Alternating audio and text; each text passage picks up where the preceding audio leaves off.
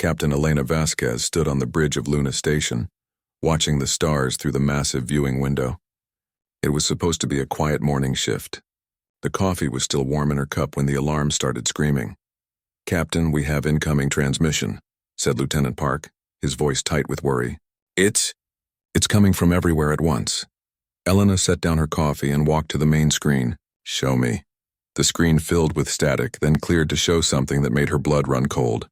12 different alien faces looked back at her, each one more terrifying than the last.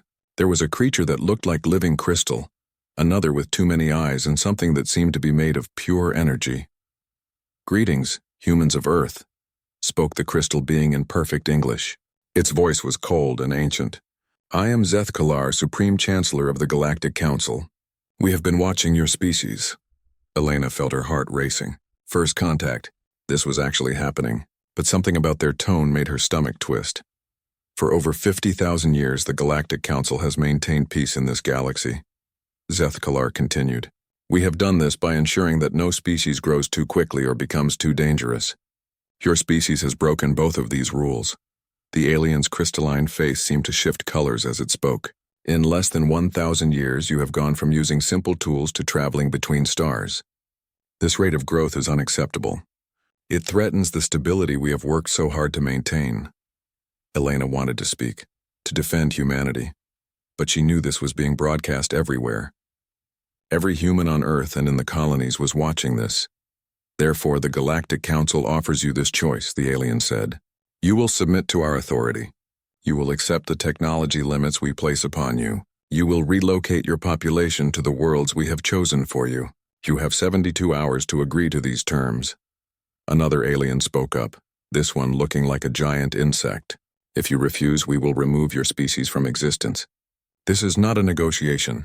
This is a statement of fact." Elena found her voice. "This is Captain Elena Vasquez of the Earth Defense Force.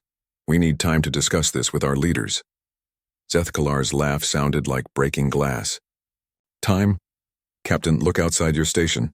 Elena turned to the viewing window and gasped. Where empty space had been moments before, massive ships now hung in the darkness. They were huge, each one easily 10 times the size of Luna Station. The ships were beautiful and terrible, covered in lights that pulsed like a heartbeat. "We will demonstrate our power," Zeth Kalar said, "so you understand this is not an empty threat." Suddenly, the station's alarms went crazy. Lieutenant Park was shouting over the noise. "Captain!" "The defense fleet." "Something's happening to the defense fleet." Elena looked at the tactical display and watched in horror as Earth's most advanced warships simply stopped moving. They hung in space like dead metal, all their systems dark. "A simple pulse from one of our smallest ships," Zeth Kalar explained. "Your most powerful weapons cannot even scratch our weakest vessel. Your technology is like a stone knife compared to our tools." The alien's face filled the screen. "We have ended entire civilizations, Captain Vasquez. Planets that refuse to submit have been turned to dust. Species that thought they were too clever have been wiped from history. You are not special. You are not different." Elena clenched her fists. Every instinct told her to fight, to rage against these creatures who dared threaten her world.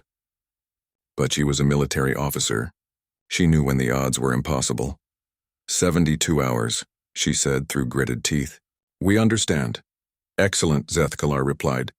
"We will wait in orbit around your moon. Do not attempt to attack us. Do not attempt to flee. We have sensors that can track any ship you build. When the time limit expires, we will expect your answer." The transmission ended, leaving the bridge in silence. Elena stared at the alien fleet through the window. Each ship was a masterpiece of technology beyond human understanding. The smallest of them could probably destroy Earth's entire space force without even trying. "Captain," Lieutenant Park said quietly. "What do we do?" Elena took a deep breath. She thought about her daughter back on Earth, about the billions of people going about their daily lives. She thought about human history, about all the times her species had faced impossible odds and somehow found a way to survive. "We contact Earth Command," she said. "We tell them exactly what happened here.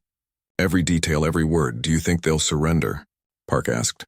Elena looked out at the alien fleet again. The ships were moving now, taking positions around Luna Station and Earth's orbital platforms. They moved with casual confidence like predators who knew their prey was helpless. "I don't know," she admitted. But I know one thing about humans. We don't like being told what to do. As she spoke, she saw something that made her heart skip. The dead Earth ships were starting to move again. Slowly at first, then faster. The alien pulse had disabled them, but human engineers were already figuring out how to restart their systems. It was a small thing, maybe meaningless against such overwhelming power. But it was something. Humans didn't stay down for long. Send a priority message to President Chen, Elena ordered. Tell her we have a situation that requires immediate attention from every department head, every scientist, every person who has ever had a crazy idea about how to fight impossible odds. Yes, Captain, Park replied. Elena watched as more human ships began to move. The aliens probably didn't even notice. They were probably used to their enemies staying defeated after one demonstration of power. They didn't understand that humans saw a broken system as a challenge to fix, not a reason to give up. 72 hours. It wasn't much time, but maybe it would be enough. Maybe someone on Earth had an idea, a plan, a miracle hidden in some secret research lab. Elena picked up her coffee cup and found it was still warm. Somehow that small fact made her feel better. The universe might be full of ancient alien empires with impossible technology, but humans still made good coffee. Lieutenant Park, she said, get me a direct line to every human military installation, research facility and university on Earth and in the colonies. If we're going down fighting. Even against impossible odds? Park asked. Elena smiled for the first time since the aliens had appeared. Especially against impossible odds. That's when humans do their best work. Through the window, the alien fleet waited in perfect formation. They were confident, patient, and utterly convinced of their superiority. They had done this hundreds of times before to hundreds of different species, but they had never done it to humans. President Chen received the emergency call at 3 a.m. Within an hour, she was 500 feet underground in the deep Denver bunker complex, watching Captain Vasquez's transmission for the third time. The room was packed with people who had been pulled from their beds and rushed here by military transport. Scientists, generals, engineers, and economists all stared at the screen showing the alien fleet in orbit around the moon. Questions? President Chen asked after the recording ended. General Martinez spoke first. Madam President, our entire orbital defense network was disabled by a single pulse from one of their smaller ships. Our most optimistic battle simulations show human forces lasting maybe 20 minutes against their fleet. Noted, Chen replied. Other opinions? Dr. Sarah Morrison raised her hand. She looked tired but alert, her gray hair still messy from being woken up. Madam President, I need to discuss Project Prometheus. The room went quiet. Chen nodded slowly. Clear the room. Security level black protocols. Most of the people filed out, leaving only Chen, Dr. Morrison, General Martinez, and 3 other scientists who had the highest security clearances in the government. Dr. Morrison, Chen said, I need to know everything. No technical jargon, no maybes. What do we have? Morrison took a deep breath. 6 months ago, my team achieved something that should have been impossible. We successfully weaponized quantum uncertainty. General Martinez frowned. In simple terms, Doctor. We can make things stop existing in our reality, Morrison explained. Not destroyed, not vaporized. Simply removed from local space-time. The object gets phased into quantum uncertainty, existing in all possible states simultaneously until we choose to collapse the wave function and bring it back. Chen leaned forward. How big of things? We've successfully tested it on objects up to the size of a small building. The energy requirements scale exponentially, but theoretically there's no upper limit. Theoretically, Martinez said. What about practically? Morrison pulled up holographic displays showing complex equations and test footage. 3 days ago, we completed construction of the first full-scale quantum displacement device. It's installed on the research station Prometheus, currently hidden in the asteroid belt. The footage showed a massive asteroid simply vanishing, leaving empty space behind. My God, Chen whispered. How long can you keep something in quantum uncertainty? As long as we want, Morrison replied.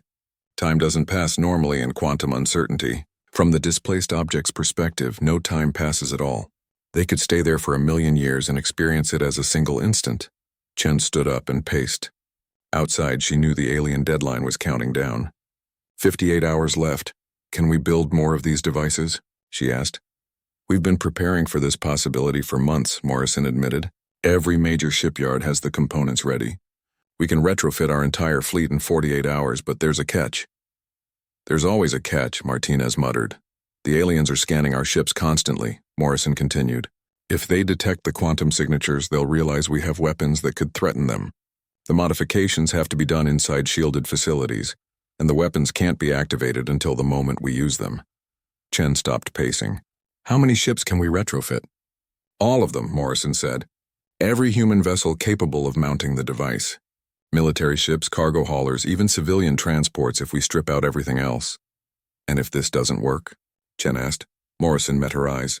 Then humanity dies fighting with the most advanced weapons we've ever built, instead of dying on our knees. General Martinez pulled up tactical displays. The aliens have over 200 ships. We have maybe 50 that could mount these weapons. Then we make those 50 count, Chen said. She activated the emergency communication system. This is President Chen to all human military commands. Implement Prometheus protocol immediately. All ships are to report to designated yards for emergency retrofitting. She turned to Morrison. Doctor, you have 48 hours to turn our fleet into something that can make those aliens very, very sorry they threatened Earth. Morrison nodded.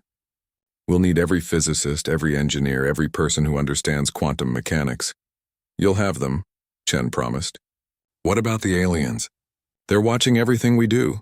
Let them watch, Morrison said with a grim smile. They're looking for conventional weapons, conventional tactics. They won't understand what they're seeing until it's too late. The next 2 days were a carefully orchestrated dance of deception. On the surface, humanity appeared to be preparing for surrender. Civilian populations were told to remain calm, while government officials appeared to debate the alien demands. News broadcasts showed humans going about their normal lives, creating the impression of a species paralyzed by fear. But in hidden shipyards throughout the solar system, something else was happening. The asteroid mining stations became weapons factories. Every human ship capable of mounting a quantum displacement device was stripped down and rebuilt in record time. Dr. Morrison worked without sleep, coordinating teams on Mars, Europa, and the asteroid belt. The quantum displacement devices were incredibly complex, but human engineers had learned to build them quickly. Each device required exotic materials that Earth had been quietly stockpiling for months. Captain Vasquez watched from Luna Station as the alien ships maintained their positions. They seemed confident, almost bored. Their scans showed human ships moving around the solar system, but nothing that looked like military preparation. The aliens couldn't detect quantum signatures because their technology wasn't designed for it. They had ruled the galaxy for 50,000 years using conventional physics. The idea that a primitive species might develop something beyond their understanding was literally unthinkable to them. Captain, Lieutenant Park said, I'm getting reports from the hidden yards. All ships are being fitted with something called Prometheus devices. Elena nodded. She had been briefed on the plan 12 hours ago. It was insane, impossible, and completely human. How long until the fleet is ready? 6 hours before the deadline, Park replied. Dr. Morrison says the weapons will be ready, but they're untested at this scale. Elena looked out at the alien fleet. Each ship was a masterpiece of technology, built by civilizations that had conquered star systems before humans learned to make fire. In a few hours, she would either be helping to save humanity or watching it die. Any word from the aliens? She asked. They sent another message an hour ago, Park said, basically asking if we've made our decision yet. They seem very confident about what our answer will be. Elena smiled grimly. They obviously don't know humans very well. The final hours passed quickly. Across the solar system, human ships were being equipped with weapons that existed at the bleeding edge of physics. Scientists who had spent their entire careers studying quantum mechanics worked alongside military engineers who had never heard of wave function collapse. With 1 hour left on the deadline, every human ship in the solar system began moving toward predetermined positions. To the aliens, it probably looked like humanity was finally organizing some kind of response, maybe a formal surrender, maybe a desperate last stand with conventional weapons. They had no idea what was really coming. The 72-hour deadline expired at exactly 14:30 Universal Time. Supreme Chancellor Zethkalar appeared on every human communication channel, his crystalline face showing what might have been satisfaction. Humans of Earth, he announced, your time has ended. We have received no communication accepting our generous terms. Therefore, you have chosen extinction. Captain Elena Vasquez stood on the bridge of the newly retrofitted Earthship Defiance. Around her, the hastily assembled human defense fleet held position in a loose formation between Earth and the Moon. 53 ships total, including cargo haulers and mining vessels that had been converted to carry quantum displacement devices. Captain, her weapons officer reported, Prometheus systems are charged and ready. All ships report green status. Elena nodded, her eyes fixed on the main display showing the alien fleet. Over 200 massive ships were moving into attack formation, their weapons beginning to glow with deadly energy. Open a channel to the alien fleet, Elena ordered. Zethkalar's face appeared on screen, his crystal features shifting colors. Captain Vasquez, have you finally come to surrender? Perhaps watching your pathetic fleet will convince your leaders to reconsider. Actually, Elena said calmly, I wanted to give you one last chance to leave our system peacefully. The alien's laughter sounded like breaking glass. Your ships are toys, Captain. Your most powerful weapons cannot penetrate our basic shields. You have 50 vessels against our 200. This is not courage. This is suicide. Maybe, Elena replied, but there's something you should know about humans. We really don't like bullies. She cut the communication and turned to her crew. All ships, this is Admiral Vasquez. Prometheus protocol is authorized. Target selection is free choice. Fire when ready. On every human ship, officers who had never used weapons beyond their imagination activated quantum displacement devices. The technology was so new that most of them had only learned how to use it the day before. The ICOM alien fleet was beginning its attack run when something impossible happened. The massive dreadnought at the center of the alien formation simply vanished. One moment it was there, bristling with weapons and shielded by energy fields that could stop nuclear weapons. The next moment it was gone, leaving only empty space where a ship the size of a city had been. Then another ship disappeared, and another Supreme Chancellor Zethkalar watched from his command ship as his fleet began to vanish around him. The ships weren't being destroyed. They weren't exploding or burning. They were simply ceasing to exist, as if reality itself was erasing them from the universe. What is this? He demanded of his science officers. What are the humans doing? Unknown Supreme Chancellor, came the terrified reply. Our sensors show no energy weapons, no projectiles, nothing that could cause this effect. The ships are just gone. More vessels vanished. The Xerion battlecruiser disappeared midway through charging its main cannon. The Thalnok carrier vanished along with all 50 of its fighter craft. Ship after ship simply stopped existing. Elena watched the tactical display as the alien fleet melted away like snow in the sun. Each human ship could only fire once every 30 seconds as the quantum displacement devices recharged. But that was enough. Captain, her science officer called out, I'm reading massive quantum distortions where the alien ships used to be. It's like they've been phased into a different layer of reality. Are they destroyed? Elena asked. No, ma'am. They still exist, but not in our normal space-time. They're trapped in quantum uncertainty, existing in all possible states simultaneously. Elena nodded. Dr. Morrison had explained this part during the briefing. The alien crews were still alive, but from their perspective, time had stopped. They would experience this moment forever unless someone chose to bring them back. The alien fleet was in chaos now. Ships were breaking formation, some trying to flee, others attempting to identify the source of the impossible attacks. But the human ships were spread throughout the battle zone, and every 30 seconds, another alien vessel would simply cease to exist. Zethkalar's ship shuddered as 2 vessels near him vanished simultaneously. For the first time in thousands of years, the Supreme Chancellor felt something he had almost forgotten. Fear. All ships retreat, he commanded. Emergency jump to hyperspace! But the human weapons were faster than alien engines. As ship after ship tried to escape, they vanished before their jump drives could engage. The quantum displacement beams moved at the speed of light, making evasion impossible. In less than 10 minutes, over half the alien fleet had disappeared. The remaining ships hung in space, their crews too terrified to move. They had come expecting to destroy a primitive species with primitive weapons. Instead, they were watching their civilization's greatest fleet vanish like smoke. Elena opened communications again. Supreme Chancellor Zethkalar, this is Admiral Vasquez. Are you ready to discuss terms? The alien's crystalline face appeared on screen, but now it was flickering with colors that suggested panic. What have you done? Where are my ships? They're safe, Elena replied. Safer than they've ever been, actually. They exist in a state of quantum uncertainty, outside normal time and space. They can't be hurt, they can't age, they can't even think about being uncomfortable. Bring them back, Seth Kalar demanded. I could, Elena said. But first we need to establish some new rules.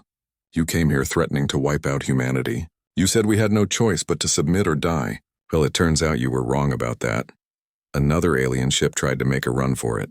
Elena nodded to her weapons officer and the vessel vanished before it could escape. New rule number 1, Elena continued. No more ultimatums, no more threats. If you want to talk to humanity, you ask nicely. The remaining alien ships were now clustered together, clearly terrified. They had weapons that could destroy planets, but they were helpless against technology they couldn't understand. Rule number 2, Elena said. The galaxy is a big place.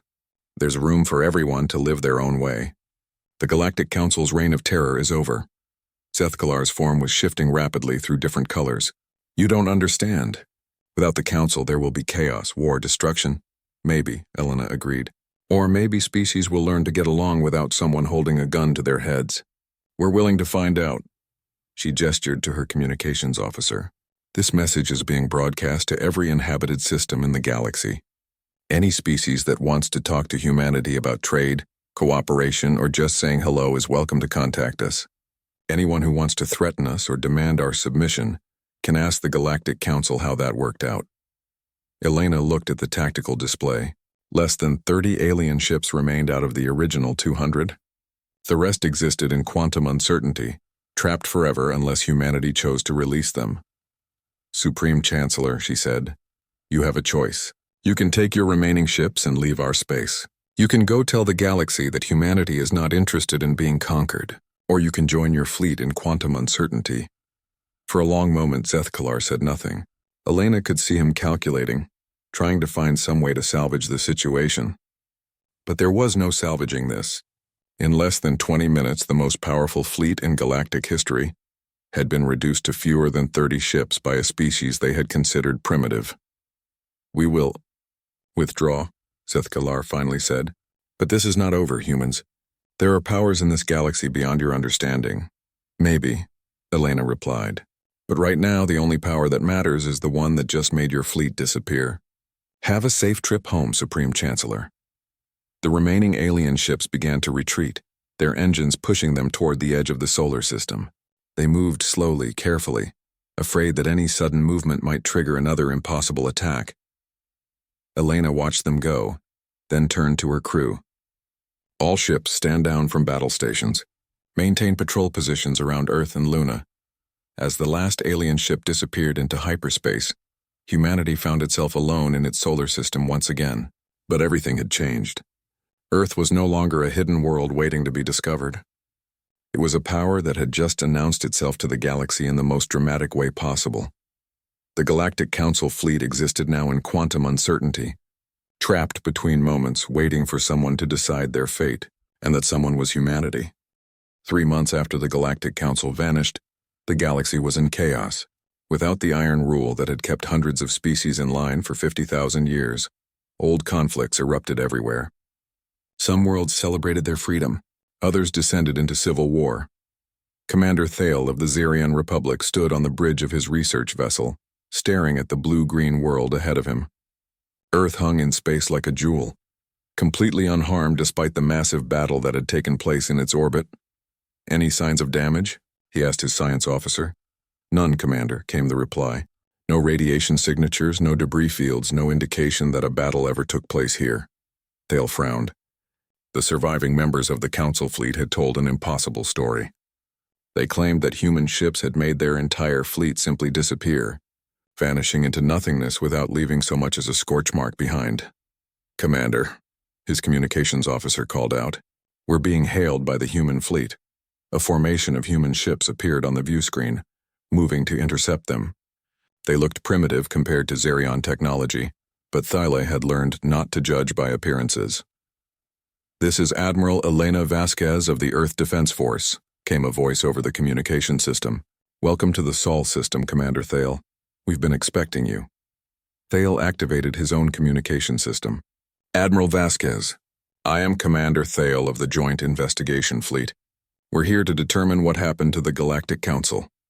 Of course you are, Vasquez replied, and Thale could hear something like amusement in her voice. Would you like to come aboard my ship? I think a face-to-face conversation would be more productive. An hour later, Thale found himself in the conference room of the human ship Defiance, surrounded by technology that made no sense. The walls seemed to shimmer with energy patterns that his sensors couldn't identify. The humans appeared relaxed and confident, nothing like a species that had just fought for its survival. Admiral Vasquez entered the room, followed by a woman with gray hair who was introduced as Dr. Sarah Morrison. Thale was surprised to see that both humans looked completely calm, as if entertaining alien visitors was something they did every day. Commander Thyle, Vasquez said, sitting down across from him. I understand you have questions about what happened to the Council fleet. 200 ships, Thale said slowly. The most powerful fleet in galactic history simply vanished. The survivors claim they were attacked by weapons that shouldn't exist. Dr. Morrison leaned forward. What do your people know about quantum mechanics, Commander? Basic principles, Thale replied. We use quantum computers, quantum communication. Standard applications. I see, Morrison said. And have you ever considered weaponizing quantum uncertainty itself? Thale stared at her. That's impossible. You can't weaponize a fundamental force of reality. Funny thing about impossible, Vasquez said. Humans have a habit of doing it anyway. Morrison activated a holographic display showing complex equations and energy patterns. The Council fleet still exists, Commander. Every ship, every crew member. They're just not existing in our normal spacetime anymore. I don't understand, Thale admitted. We phased them into quantum uncertainty, Morrison explained. From their perspective, no time is passing. They're trapped in the moment between moments, existing in all possible states simultaneously. Thale felt something cold settle in his stomach. You mean they're still alive? Very much so, Vasquez replied. And they'll stay that way for as long as we choose. Could be a day, could be a million years. Time has no meaning in quantum uncertainty. This is barbaric, Thale said, standing up. You've condemned them to eternal imprisonment. Vasquez's expression hardened. Commander, they came here to commit genocide. They gave us 72 hours to submit or die. They were going to wipe out every man, woman, and child on Earth because we grew too fast for their liking. The Council maintained order, Thale protested. Without them, the galaxy will tear itself apart. Maybe, Vasquez agreed. Or maybe species will learn to solve their problems without someone holding a gun to their heads. We're willing to find out. Dr. Morrison brought up another display, this one showing energy readings from around the solar system. Your ship's sensors have been scanning us since you arrived, Commander. What have you found? Thale looked uncomfortable. Technology that violates known physics, energy signatures we can't identify, ships that appear to be constructed using principles we don't understand. That's because we've moved beyond conventional physics, Morrison said. While the Council was maintaining their empire, humanity was pushing the boundaries of what's possible. In less than 1,000 years? Thale asked. Impossible. There's that word again, Vasquez said with a smile. Commander, let me show you something. She activated the ship's communication system. Dr. Chen, please demonstrate the quantum displacement effect for our guest. Through the conference room window, Thale watched as a small asteroid appeared in space near the ship. Then, without any visible weapon discharge or energy beam, the asteroid simply ceased to exist. Where did it go? Thale whispered. Same place as the Council fleet, Morrison replied. Quantum uncertainty. We can bring it back anytime we want or leave it there forever. Thale sank back into his chair. His people were advanced, but this was beyond anything in their technology. What do you want from us? Nothing, Vasquez said, and her answer clearly surprised him. We're not interested in conquering anyone or demanding tribute. We just want to be left alone to develop in peace. Then why demonstrate your weapons? Because we want to make sure everyone understands the new situation, Vasquez explained. The age of galactic empires is over. Any species that tries to recreate the Council's system of domination will find themselves joining the Council in quantum uncertainty. Morrison pulled up a star chart showing the galaxy. Several systems were marked in red. 3 species have already tried to fill the power vacuum left by the Council's disappearance. All 3 have experienced the same fate as the original fleet. Thale stared at the chart. You've displaced 3 entire fleets? Only their military ships, Vasquez corrected. We have no interest in harming civilians, but any government that thinks it can conquer its neighbors will discover that humanity has strong opinions about bullies. What about trade? Diplomacy? Cooperation? We're very interested in all of those things, Vasquez said, her tone warming. Any species that wants to establish peaceful relations with humanity is welcome to contact us. We have a lot to offer. Morrison activated another display showing technological blueprints, quantum computing advances, new medical techniques, energy production methods. We're willing to share knowledge with anyone who's willing to share with us.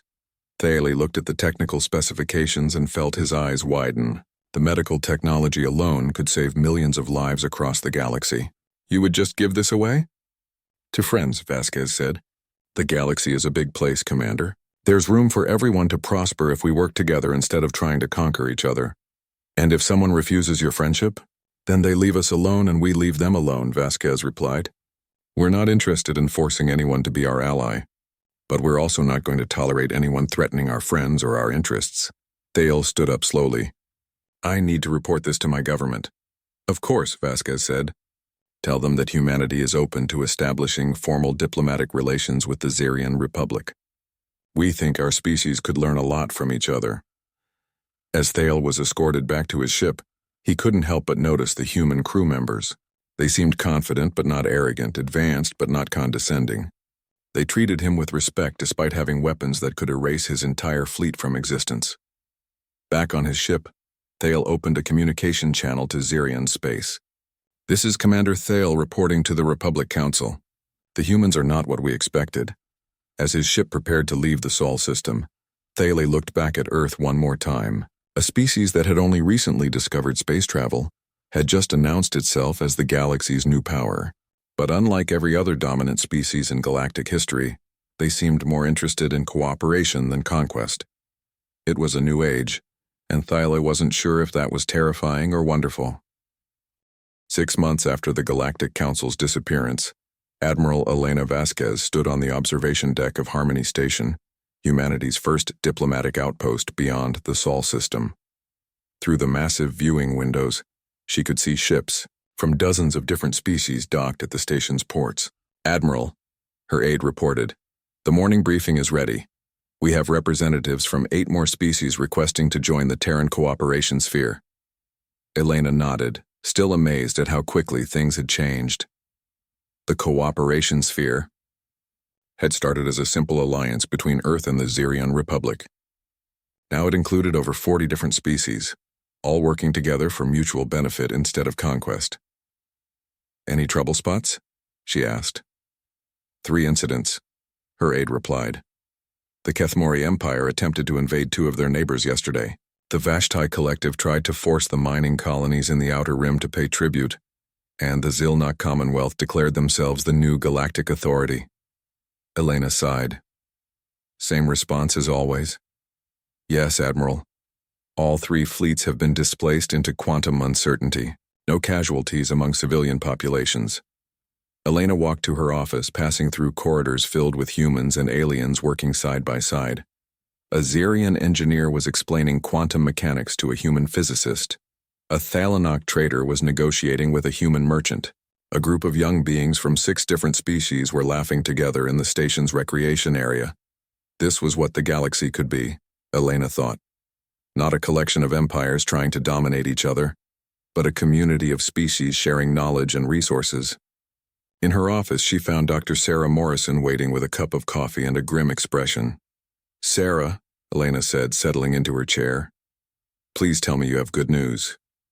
Mixed news, Morrison replied. The quantum displacement technology is working perfectly. Every time someone tries to recreate the old council system, we can stop them without anyone getting hurt. But we now have 17 different fleets trapped in quantum uncertainty. That's over 3,000 ships and nearly 1 million crew members. Elena sipped her coffee and considered this. Any of them ready to come back yet? Morrison shook her head. We've offered to release them if they agree to the Cooperation Sphere's Charter of Non-Aggression. So far, all of them have refused. The charter was simple. No species could attack another, no government could force others to submit, and all conflicts had to be resolved through negotiation or arbitration. Species that joined the cooperation sphere gained access to human technology and protection from aggressive neighbors. What's the status of the original Council fleet? Elena asked. Still in quantum uncertainty, Morrison replied. It's been 6 months, but from their perspective no time has passed at all. They're still experiencing the moment we displaced them. Elena walked to her window and looked out at the busy docking bays. Any word from the survivors who escaped? Zeth-Kalar and his remaining ships have been trying to rally support for a new empire, Morrison said. So far, most species are more interested in joining our alliance than following him. A soft chime indicated an incoming priority message. Elena accepted the communication and found herself looking at Commander Thale, now the Zirian Republic's ambassador to humanity. Admiral Vasquez, Thale said, we have a situation. 3 more. Species have formally requested membership in the cooperation sphere, but they're asking about the displaced fleets. What specifically are they asking? They want to know if you'll ever bring them back, Thale explained. Some species are worried that joining the sphere means accepting that their enemies will be trapped forever. Elena considered this. The question came up frequently in diplomatic meetings. Many species had old enemies among the displaced fleets and weren't sure how they felt about eternal imprisonment. Set up a general assembly, Elena decided. Every member species plus any others who want to attend. It's time we address this directly. 2 days later, the assembly hall at Harmony Station was packed with representatives from over 60 different species. Elena stood at the podium, looking out at beings who had spent millennia fighting each other and were now sitting in the same room peacefully. Friends, she began, we're here to discuss the fate of the displaced fleets. I know many of you have questions about our policy. A Kethamori representative stood up. Admiral, my people appreciate the protection humanity provides, but we're troubled by the idea of eternal imprisonment. It seems cruel. I understand your concern, Elena replied. Let me be clear about something. The displaced crews are not suffering. They exist in a state where time has no meaning. They feel no pain, no fear, no despair. From their perspective, they're simply frozen in a single moment. A Thalanok ambassador raised a tentacle. But surely they deserve a chance at redemption? Elena nodded. They do, and they have one. She activated a holographic display showing the Cooperation Sphere's charter. Any displaced fleet can be returned to normal spacetime immediately if their government agrees to abide by our non-aggression treaty. And if they refuse? Asked a Zerion delegate. Then they stay displaced, Elena said simply.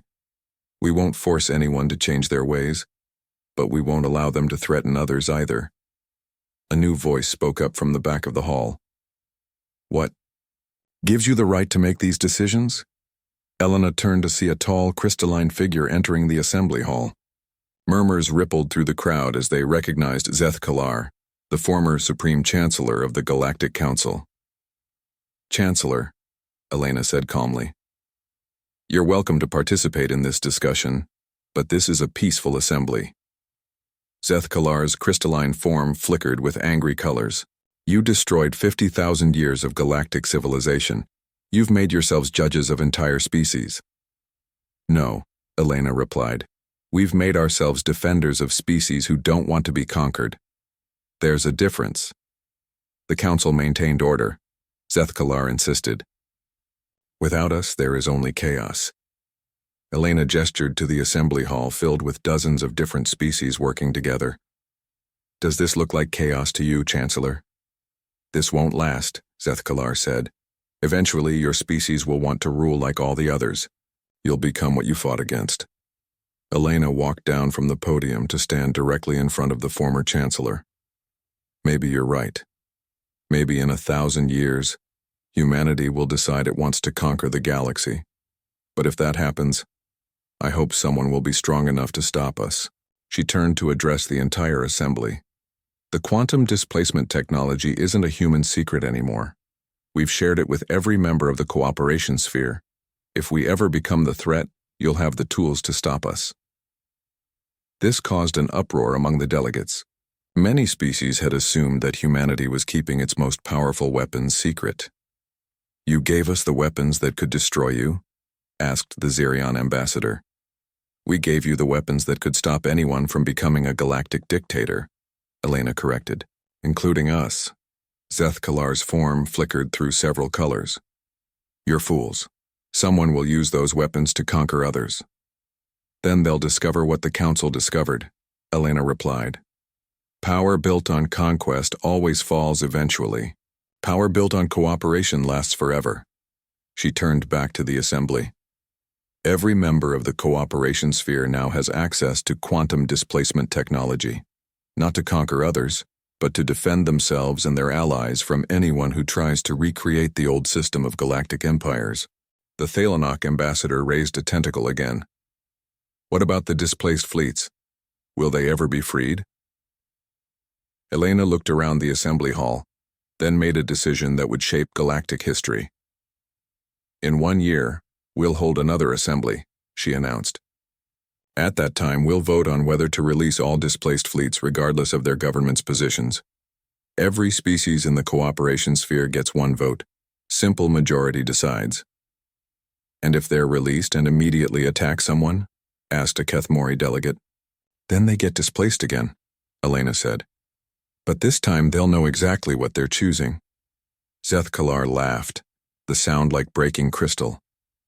You think they'll change? You think a year of waiting will make them accept your new order? Maybe not, Elena admitted. But we'll give them the choice. That's more than they ever gave their victims.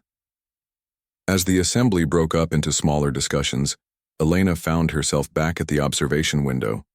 Dr. Morrison joined her, both women watching as ships from dozens of different worlds worked together in the docking bays below. Think it will work? Morrison asked. I don't know, Elena replied honestly. But I know one thing. For the first time in 50,000 years, every species in this galaxy has a choice about how they want to live. A young human technician approached them with a data pad. Admiral, incoming message from Earth. They're asking about the vote to release the displaced fleets. Elena took the pad and read the message. Earth's government was asking if humanity was really prepared to risk everything on a single vote. Send a reply, Elena said. Tell them that's exactly what we're doing. Because the moment we stop trusting our allies to make the right choice is the moment we become just another galactic empire. Through the window, she could see a small ship approaching the station. Its hull bore the markings of a species she didn't recognize.